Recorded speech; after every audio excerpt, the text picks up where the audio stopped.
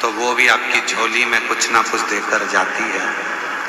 इसलिए ये पवित्र कथा का ये अवसर दिल से अपने स्थान पर बैठकर सब साथ में बोलेंगे, हृदय से प्रार्थना करेंगे, निवेदन।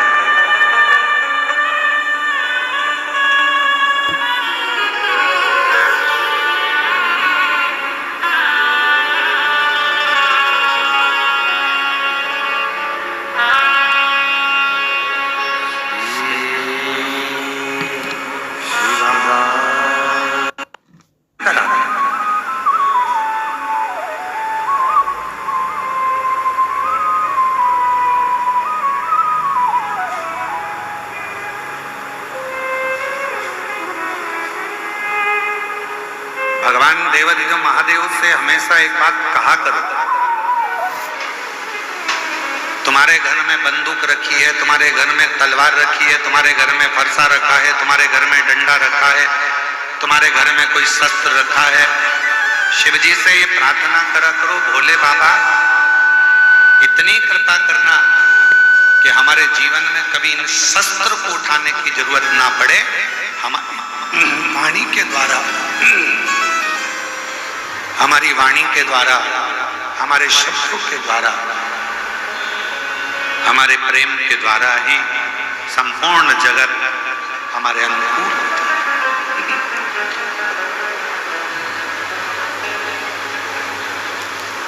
क्या होता है,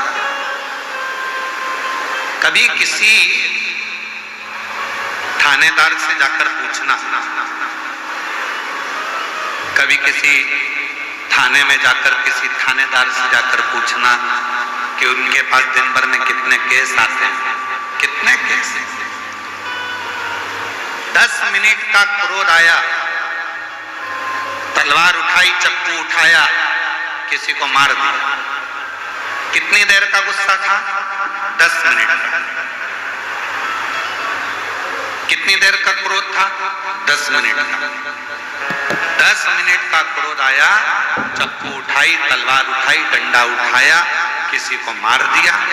बाद में रिपोर्ट हुई, बाद में फिर थाने गए, मालूम पड़ा 10 मिनट के गुस्से में आपकी जिंदगी के 10 साल जेल में कटवा दिए, थाने में कटवा दिए। कौन कौन रो रहा है? बच्चे रो रहे हैं, पत्नी रो रही है, परिवार वाले रो रहे हैं, माता पिता रो रहे हैं, कुटुंब कबीला रो रहा है, सब कष्ट में सब। कितनी देर का गुस्सा आया था? केवल 10 मिनट का क्रोध, 10 मिनट का क्रोध, 10 मिनट का क्रोध आया, 10 मिनट का प्रेशर बढ़ाओ, प्रेशर सब दूर का। 10 मिनट का क्रोध आया, 10 मिनट का गुस्सा आया और उसने आपके 10 साल बर्बाद कर दिए। धन भी गया, नाम भी गया, इज्जत भी गई, समय भी गया। इसलिए भगवान शंकर से प्रार्थना करते रहा करो कि भोले बाबा मेरे घर में भले बंदूक रखी हो, डंडा रखा हो, तलवार रखी हो, अस्त्र रखे हो, शस्त्र रखे हो, पर निवेदन है मेरे शंकर भगवान उनको उठाने की कभी जरूरत ना पड़े। प्रेम की वाणी से दुनिया रीत जाए, इससे ज्यादा कुछ। प्रेम की वाणी वो हमारी जिंदगी को बर्बाद कर। हम जीजियों से, हमारी बहनों से कहते हैं, यहाँ जितनी मेरी बेटियां बैठी हैं, जीजियां बैठी हैं, बहन बैठी हैं, हम आपसे हमेशा निवेदन करते हैं, तुम्हारे घर में कितनी भी लड़ाई हो जाए, तुम्हारी पति से कितनी भी लड़ाई हो जाए, परिवार में कितनी भी लड़ाई हो जाए, सास से कितनी भी लड़ाई हो जाए, जेठानी से कितनी भी लड़ाई हो जाए, देवरानी से कितनी भी लड़ाई हो जाए, पर निवेदन है लड़ाई कर कर कभी भी अपना घर छोड़कर मायके में जाकर मत बैठो। लड़ाई हुई है, थोड़ा घर में रहो, शांति बनाओ, प्रेम रखो, स्नेह रखो, धीरे धीरे धीरे धीरे वापिस प्रेम को बढ़ाने का प्रयास करिए। लड़ाई कर कर मायके में बैठ जाना ये किसी चीज का हल नहीं है, बल्कि लड़ाई करने के बाद भी वहीं रहकर छाती पर मूंग दलना और 2 रोटी घी की खाना ये जरूरी है।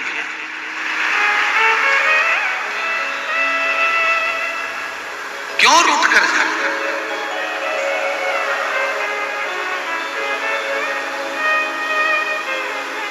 अभी निकुंभ में कथा थी, तो निकुंभ में कथा थी तो वहां एक बहन ने पत्र में लिख दिया था, वो पत्र हमने व्यासपीठ पे नहीं पढ़ा पर आज याद आई है तो बोल दे रहा है। एक बहन ने पत्र में लिखा, गुरुजी आजकल हम तो रूठ कर नहीं जाते पर वो चले जाते हैं।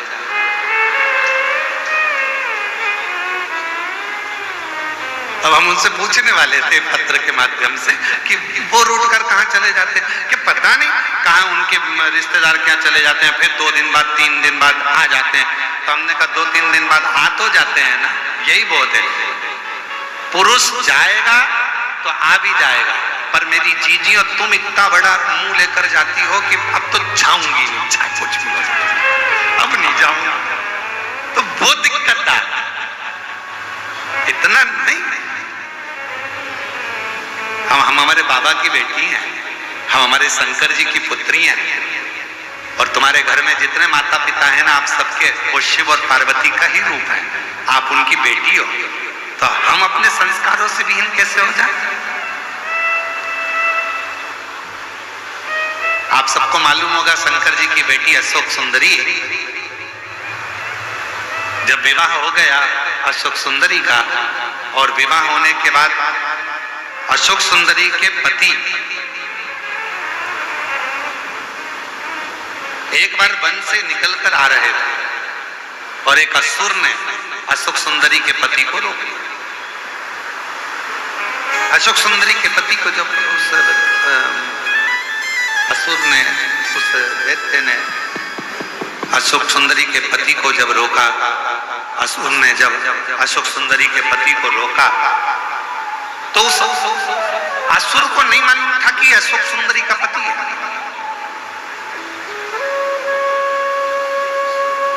चार दिन निकल गए अशोक सुंदरी के, पता नहीं स्वामी कहां चले गए। अब शिव जी की बेटी है, ना जाने कहां चले गए, ना जाने कहां चले गए, ना जाने कहां चले गए। ढूंढते ढूंढते अशोक सुंदरी खुद निकल गई, और अशोक सुंदरी उस असुर के सामने जाकर जो खड़ी हुई, असुर ने उसी समय पर अशोक सुंदरी के पति को छोड़ दिया। उसी समय, एक क्षण की देरी नहीं।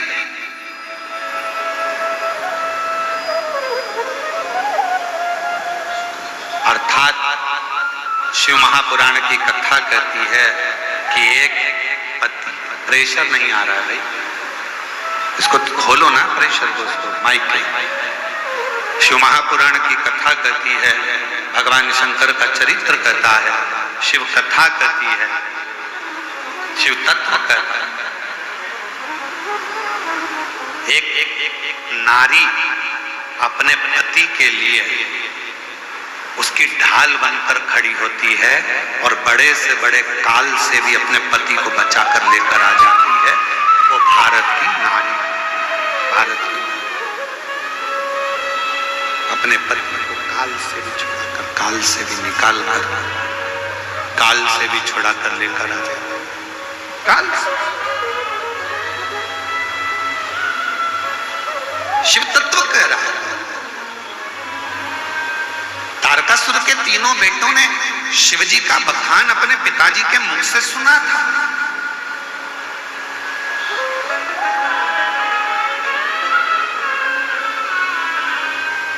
तारकासुर जब चले गए, ब्रह्मा जी का तप किया, तारकासुर के बेटों ने तारकाक्ष विदुमाली कमलाक्षेन जी ने और वर मांगा हमारे प्राण ना जाएं, तभी भी ब्रह्मा जी ने कह दिया था ऐसा हो नहीं सकता कि तुम्हारे प्राण नहीं जाएंगे। मृत्यु लोक में अगर कोई आया है उसको जाना तो पड़ेगा, उसको प्राण तो त्यागना पड़ेंगे।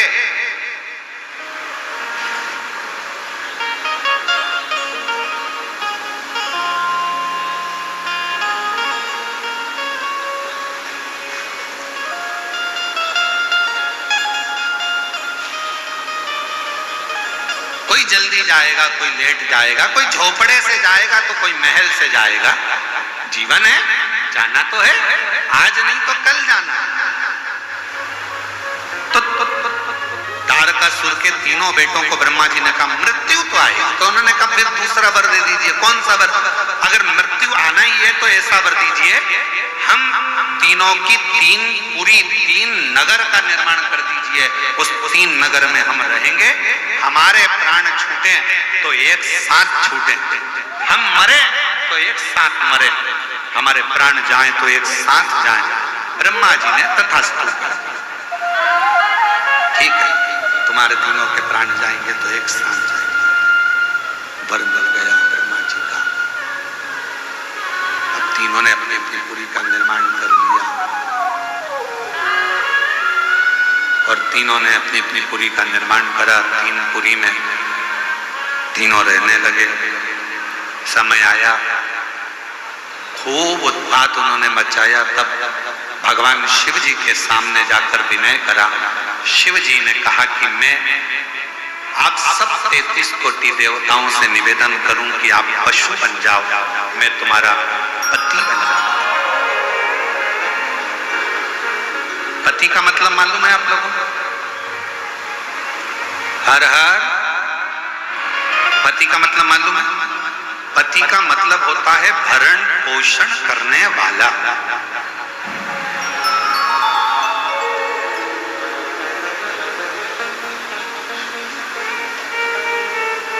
हमारी जिंदगी की पूरी जवाबदारी अब उनकी है। पिता, पति, भाई, पुत्र। एक नारी के लिए ये चार स्तंभ का काम करता है। एक स्त्री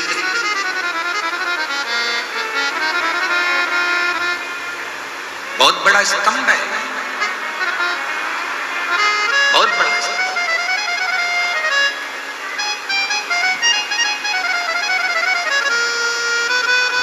और एक नारी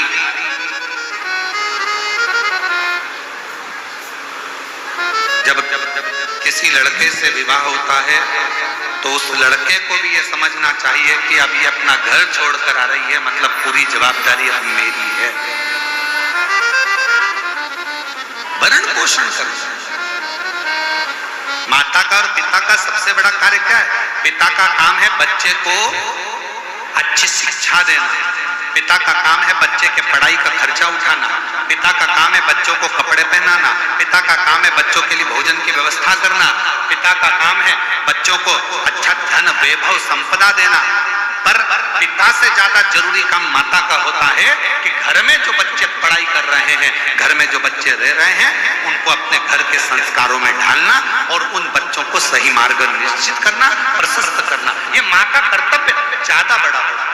पिता से बड़ा होता है माता का कर्तव्य, जो अपने बच्चों को साधे, संस्कारों से जोड़े। इसलिए मेरा बेटाओं से निवेदन है, बेटियों से निवेदन है, अपनी जिंदगी में दो को मत छोड़ना, एक माँ को, एक माला को। माँ तुम्हें अपने आंचल में रखेगी और माला आपको जिंदगी में छाती तान कर चलना सिखा देगी। आप दो चीजें मत छोड़िए, एक माँ की गोद मत छोड़िए और दूसरी माला मत छोड़िए। ये माँ अपने गोदी में बच्चों को रखती है, संभालती है, और माला कभी ना कभी जिंदगी में वो पड़ाव आता है जिस समय पर दुनिया का कोई व्यक्ति काम ना आए, रिश्तेदार भी तुम्हारे काम ना आए, कुटुंब वाले भी काम ना आए। जब डॉक्टर कह देता है कि अब कुछ भी नहीं बचा, तब रिश्तेदार हॉस्पिटल के कमरे के बाहर रहते हैं, वेंटिलेटर के बाहर रहते हैं, परिवार बाहर रहता है। उस समय पर अकेले पलंग पर पड़े होते हो, श्वास चल रही होती है, आंखें खुली होती है, डॉक्टर सिस्टर अपना काम कर रहे होते हैं, हल्का हल्का होश रहता है। उस समय पर कोई काम नहीं आता, सब बाहर खड़े होकर डॉक्टर से बात करेंगे, रिश्तेदार बात करेंगे, पर अंदर तुम्हारे शरीर की पीड़ा तुमको सहना है। उस समय पर फिर दो चीजें काम आती है, एक माँ ने तुम पर जो दुआ दी होगी और दूसरी तुमने माला उठाकर कभी श्री शिवाय नमस्तुभ्यं कहा होगा, तब वो तुम्हारे सम्मुख में, तुम्हारी माँ और माला ये कभी ना छोड़े। और अंत समय प्रभु, सब बोलिए, साथ में बोलिए, अंत समय प्रभु आना पड़ेगा, वचन दिया तो निभा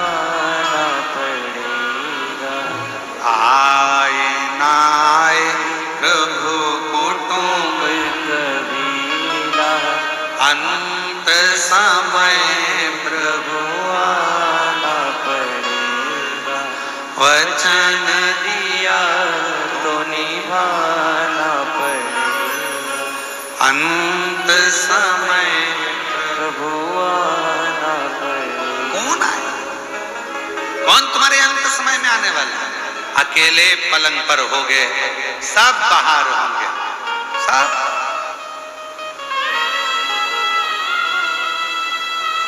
कौन आए?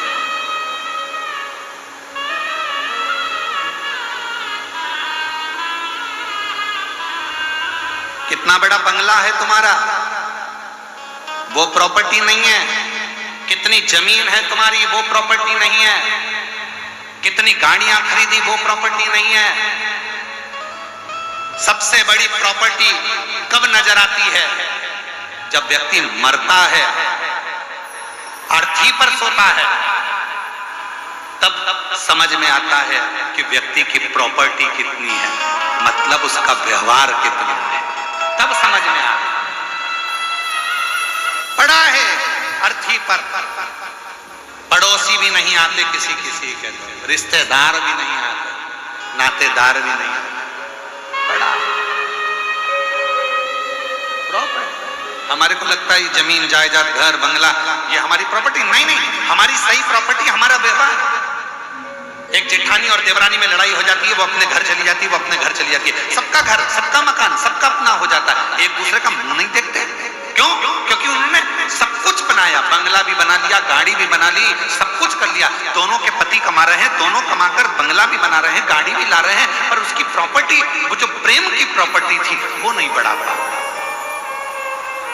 और जब दुख का समय आया तो गाड़ी बंगला कुछ काम ना आया, तब आखिरी में वो अगर दुख के समय में एक दूसरे के पास आकर खड़े हो जाते तो दुनिया की सबसे बड़ी प्रॉपर्टी कहलाती। वो प्रेम नहीं कमा, धन।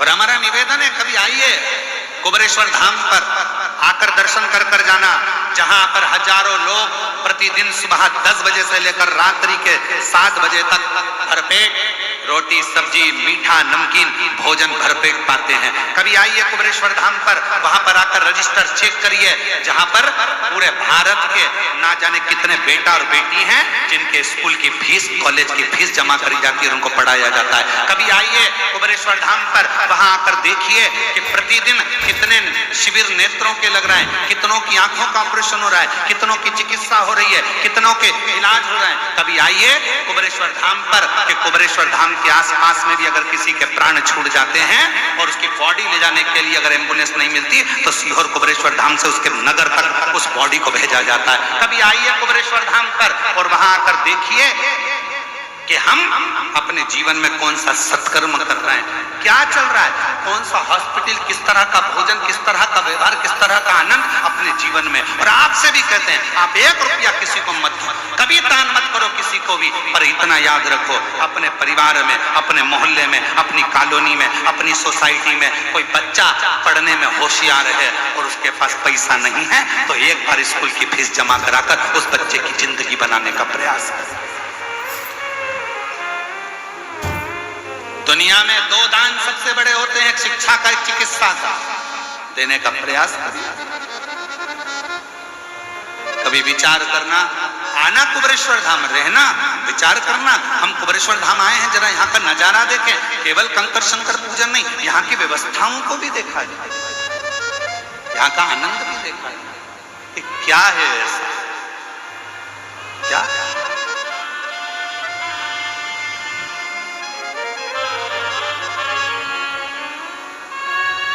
और शिव की कृपा, शंकर की करुणा और उसकी उदारता, उसकी दया, उसकी।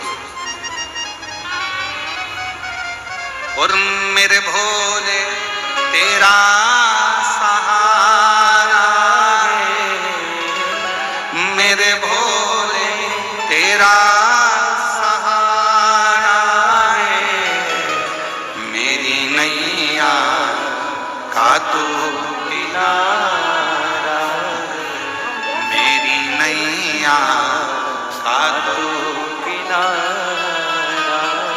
और अब सीहोर में एक और नया काम चालू हो जाएगा थोड़े दिन में। जो मंदिर मंदिर शिव जी के बनेंगे।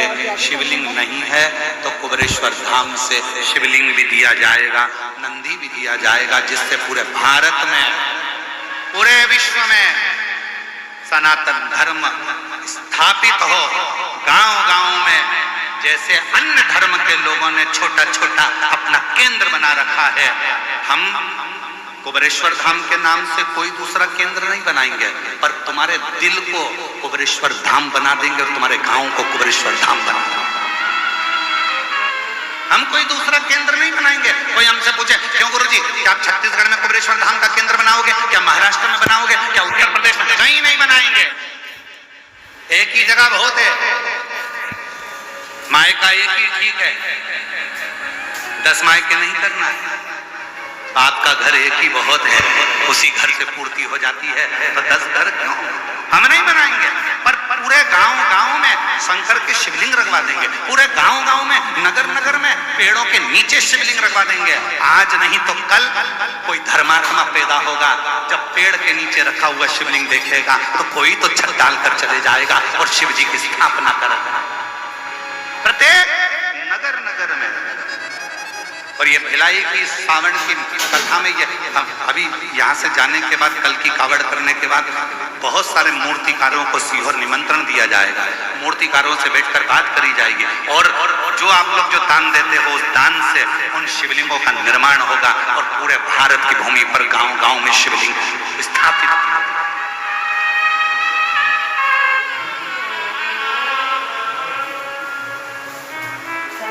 और जब जब एक लोटा जल चढ़ाओगे, वो कहते हैं ना, जैसे पेड़ लगा दो बेलपत्री का, मरकर चले भी गए ना, तो तुम्हारे हाथ का लगा हुआ पेड़ की बेलपत्री जब टूटेगी और शिव जी को चढ़ेगी तो उसके पुण्य का एक फल तुम्हारे भी अंश में आएगा, तुम्हारे भी भाग में आएगा।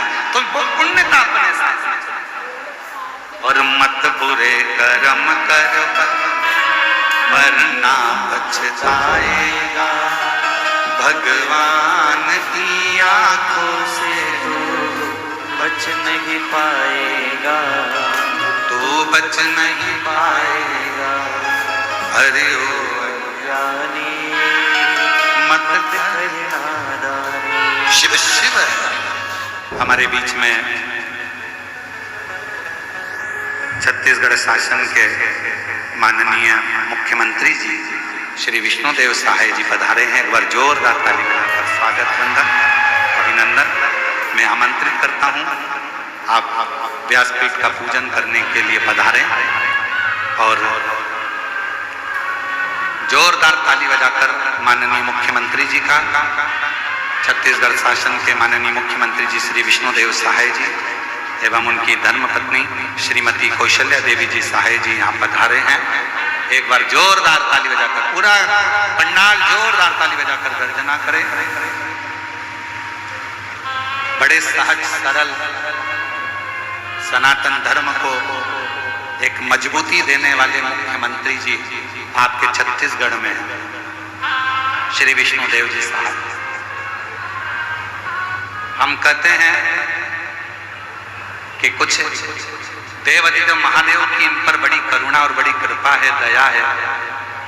इनकी सरलता शिव की सरलता की तरह सहजता। और भारत की भूमि के ऐसे मुख्यमंत्री जी हैं श्री विष्णुदेव साहे जी,